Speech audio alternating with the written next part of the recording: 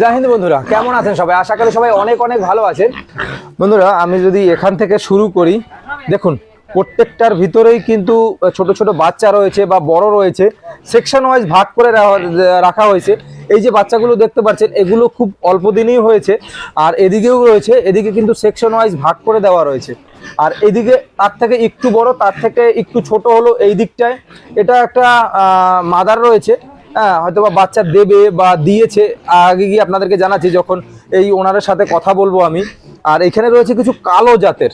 আসলে এই সম্পর্কে ধারণা আমার একটু কমই আছে, যেহেতু এখানের যিনি ওনার রয়েছেন ওনার কাছ থেকে জানাটাই সব থেকে বেটার হবে।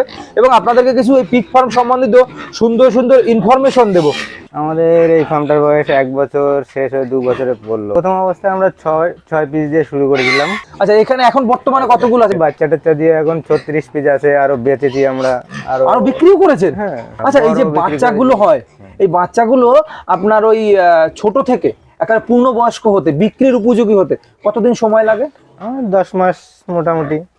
এইটা কি প্রথম অবস্থায় নিয়েছিলেন যে 6টার একটা? এটা হ্যাঁ হ্যাঁ, এটা 6টার একটা এটা আছে।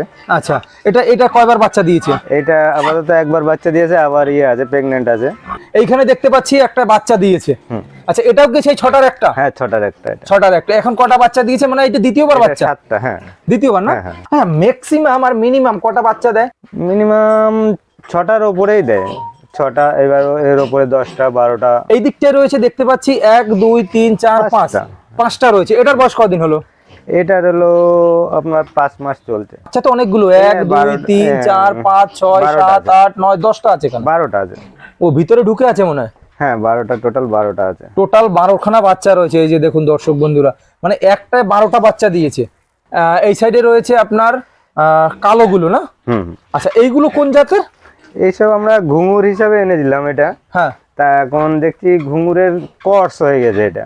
ঘুঙুরের ক্রস হয়ে গেছে? হ্যাঁ। আচ্ছা, দুটো আছে মনে হয় এখানে? হ্যাঁ হ্যাঁ, দুটো। একটা মেল একটা ফিমেল? না, দুটোই female। দুটোই ফিমেল। হ্যাঁ। মানে সাদা দিয়ে ক্রস করেছিল? হ্যাঁ, সাদা দিয়ে ক্রস করি, ওই বাচ্চাগুলো ক্রস হয়েছে।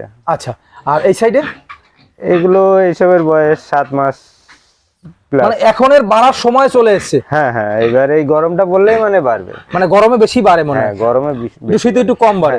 আচ্ছা বন্ধুরা, এই যে বাচ্চাগুলো রয়েছে এর মাটা কিন্তু ওই সাইডে রয়েছে, আমি আপনাদেরকে দেখিয়েছি অলরেডি। আর এইটা মনে হয় ব্রিডার।